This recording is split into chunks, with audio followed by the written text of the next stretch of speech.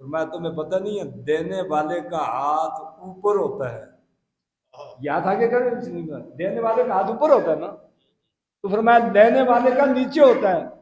تو میرا ایمان گوارا نہیں کرتا سارا جان قربان کر دوں مگر میرا ہاتھ اوپر آئے اور میرے محمد کا ہاتھ نیچے ہو، یہ مجھ سے گوارا نہیں ہو سکتا.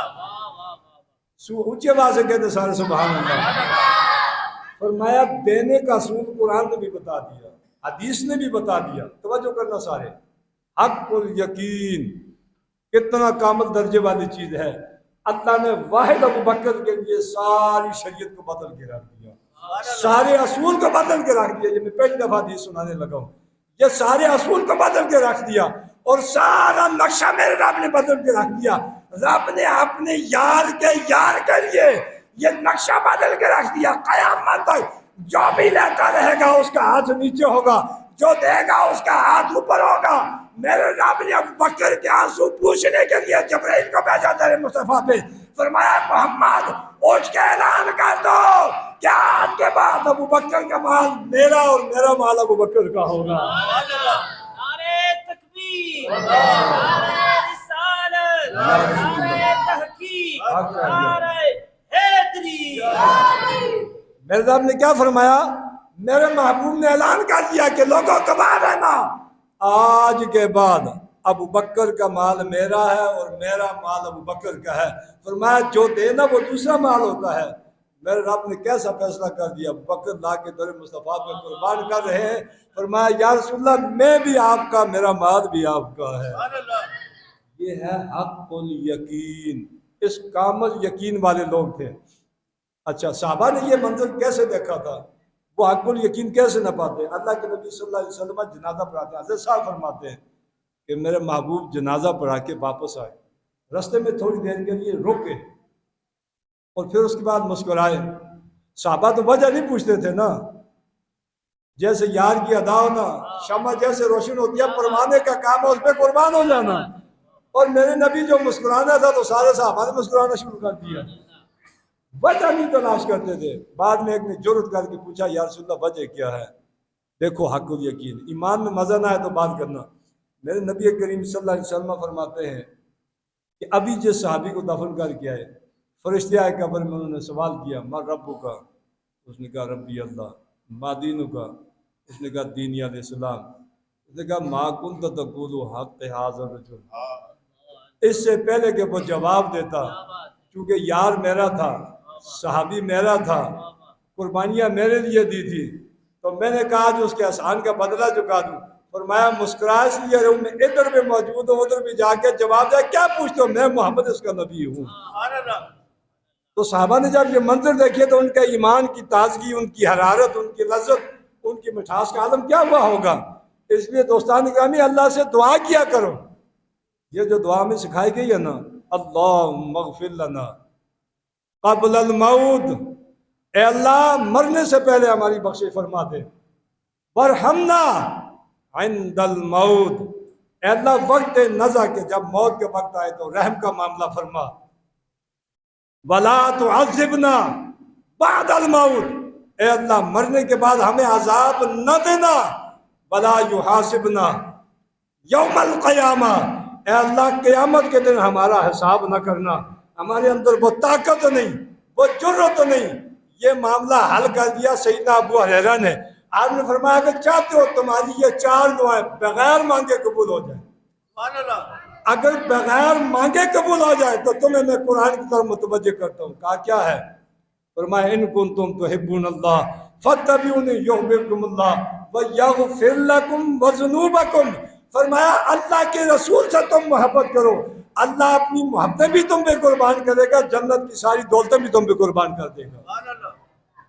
فرمایا میں تمہیں کنجی بتاتا ہوں یہ 4 دعائیں قبول ہونے کی. میں تمہیں چابی بتاتا ہوں، میں تمہیں آسان طریقہ بتاتا ہوں. تمہیں ساری زندگی ان 4 باتوں سے اللہم اغفر لنا قبل الموت، مرنے سے پہلے بخشش ہونا بہت ضروری ہے. ورحمنا عند الموت، اور موت کے وقت اللہ کا رحم ہونا بہت ضروری ہے. اور ولا یعذبنا یوم بعد الموت، مرنے کے بعد عذاب نہ ہونا، یہ محض اللہ کا فضل ہے. نہ میں تولا، نہ میں ماشا، نہ پوری سرسائی ہوں، نہ میں سیر نہ پاؤ چھٹا کی اور گل رتیاں تے آئی ہو رتی ہوا سنگ رتیاں تلنا او بھی پوری نائی ہو وزن برابر تا ہوسی باہو جدا ہوسی فضل الہی ہو۔ اور سیدنا ابو ہریرہ فرماتے ہیں کہ رب کا فضل اسی پر ہوگا جس پر نگاہ مصطفیٰ ہوتی ہے، رب کی رحمت ادھر ہی ہوتی ہے جدھر نگاہ مصطفیٰ ہوتی ہے، رب کی عنایتیں ادھر ہی ہوتی ہیں جدھر شفاعت مصطفیٰ ہوتی ہے، رب کی رحمت کے دروازے اسی کے لیے کھلتے ہیں جس پر نگاہ مصطفیٰ ہوتی ہے۔ بس ایک چابی ہے تمہارے پاس، وہ ہے رضا مصطفیٰ۔ اللہ کے محبوب کو راضی کر لو۔ کیسے فرمایا؟ اپنے محبوب سے ٹوٹ کے عشق کرو، جب تمہارا عشق جیت جائے گا دنیا میں بھی کامیاب ہو جاؤ گے، قبر میں بھی کامیاب اور حشر میں بھی کامیاب ہو جاؤ گے۔ عشق اپنے فیصلے خود کرتا ہے، عشق اپنے فیصلے خود کرواتا ہے۔ عشق ایسی چیز ہے نہ وہ حج دیکھتا ہے، نہ وہ کعبہ دیکھتا ہے، نہ وہ مسجد دیکھتا ہے، وہ ساری کی ساری چیزیں چھڑوا دیتا ہے۔ یہ عشق ہے جس نے حج بھی چھڑوا دیا امام حسین سے، جس نے مسجد نبی بھی چھڑوا دی امام حسین سے، جس نے نانے کا روزہ بھی چھڑوا دیا امام حسین سے۔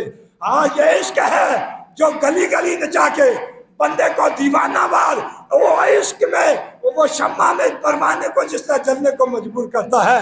تو لوگوں اپنے ایمان سے پوچھو، یہ کعبہ حسین سے جس نے چھڑوایا وہ عشق تھا، کعبے کا طواف جس نے چھڑوایا وہ عشق تھا، روزہ رسول جس نے چھڑوایا وہ عشق تھا، مسجد نبی کو جس نے چھڑوایا وہ عشق تھا، پیری مریدی کو جس نے چھڑوایا وہ عشق تھا، ساری دنیا کو چھوڑ کے کعبے کے اندر عشق کو جس نے نچوایا وہ عشق تھا، اور نیزے پہ چڑھوا کے قرآن جس نے پڑھوایا وہ عشق تھا۔ نعرہ رسالت، نعرہ تحقیق، نعرہ حیدری، تاجدار ختم نبوت۔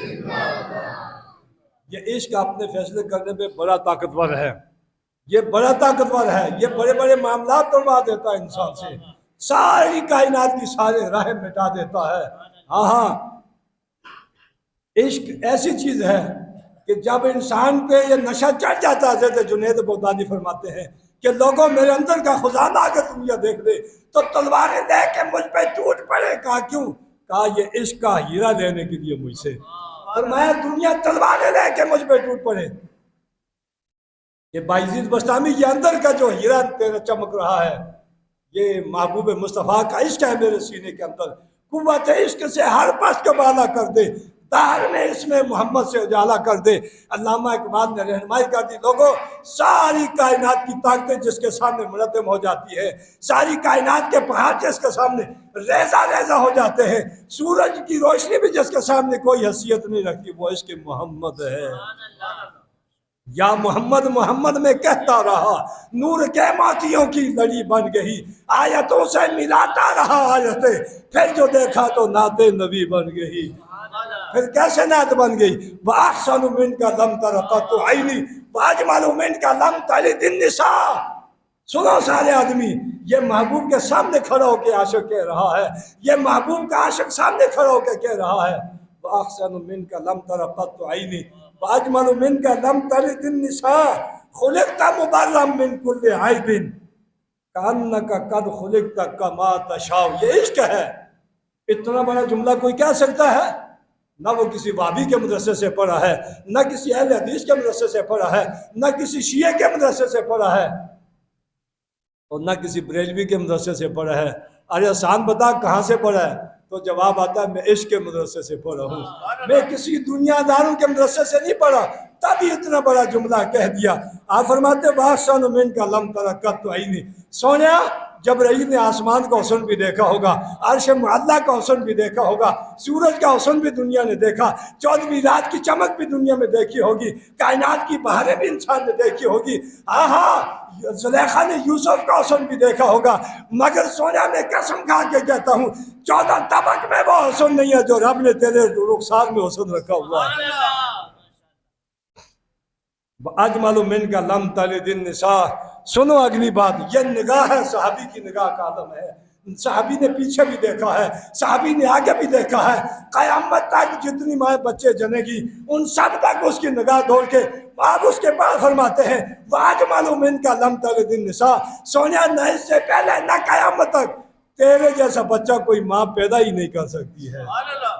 یہ عشق سودے آپ نے خود کرتا ہے، خلقت مبرأ من کل عیب، آپ فرماتے ہیں اللہ نے آپ کو پیدا تو کیا مگر ہر عیب سے پاک پیدا فرمایا ہے۔ سونیا نہ تیرے ظاہر میں عیب ہے، نہ تیرے باطن میں عیب ہے، نہ تیرے دائیں کوئی دھبا ہے، نہ تیرے بائیں کوئی دھبا ہے، نہ تیرے آگے کوئی دھبا ہے، نہ کوئی تیرے پیچھے دھبا ہے۔ تو بریلی کا تاجدار بول اٹھا تیری نسل پاک میں ہے بچہ بچہ نور کا ایسا بے عیب پیدا کیا ہے، کملی والا تیرے خون کو بھی اللہ نے وہ چمک عطا کیا ہے جو اللہ نے چاند ستاروں کو بھی چمک عطا نہیں کی ہے۔ کَأَنَّكَ قَدْ خُلِقْتَ كَمَا تَشَاءُ، آپ فرماتے ہیں سونیا لوگوں کو اللہ نے کون کون کہہ کے پیدا کیا، تجھے چن چن کے اللہ نے پیدا کیا ہے۔ یار جو بنانا تھا تو سب سے نرالا یار بنایا، کہا کیسے؟ کہا فرمایا کَأَنَّكَ قَدْ خُلِقْتَ كَمَا تَشَاءُ، سونے جیسے تو چاہتا رہا ایسے رب تیرا نقشہ بناتا رہا، جیسے تو نے چاہا اس صورت انہوں میں جان آکھا، جانان کے جانے جہان آکھا، سچ آکھا تے رب دی شان آکھا، جس شان تو شانہ سب بنیا۔ آپ فرماتے ہیں لوگوں میں اور آپ واللہ خلقکم من تراب، میں اور آپ جو بنے ہیں نا مٹی سے بنے ہوئے ہیں، آگ پانی مٹی ہوا ان چاروں چیزوں کے ہم محتاج ہیں، ان چار چیزوں سے ہمیں واسطہ پڑتا ہے۔ فرمایا میرا محبوب ان چیزوں سے نہیں بنا، وہ اللہ کی شان ہے، اللہ کی شان سے بنا ہوا ہے۔ مکھ چند بدر شاشانی ہے، متھے چمکی لاٹھ نورانی ہے۔ اتنا حسین اللہ نے اپنے محبوب کو پیدا کیا کہ آپ فرماتے ہیں کہ آسمان سے فرشتے، ایک دفعہ ایک فرشتہ آیا، میں چلو یہ حدیث سنا دیتا ہوں۔ ایک فرشتہ آیا محبوب دو عالم صلی اللہ علیہ وسلم کی بارگاہ میں، اجازت درخواست کی اللہ کی بارگاہ میں، چوتھے آسمان پہ رہتا ہے، کہ یا اللہ مجھے اجازت دے دے میں مدینے میں جانا چاہتا ہوں۔ کہا کیوں؟ آسمان پہ تجلیہ تجھے نظر نہیں آتی؟ یا اللہ نظر آتی ہیں۔ یا آسمان پہ انوار نظر نہیں آتے؟ فرمایا نظر آتے ہیں۔ سبوح القدوس کے انوار نظر نہیں آتے؟ یا اللہ نظر آتے ہیں۔ فرمایا بلندیاں نظر نہیں آتی؟ یا اللہ سب کچھ نظر آتا ہے۔ فرمایا تو پھر نیچے کیوں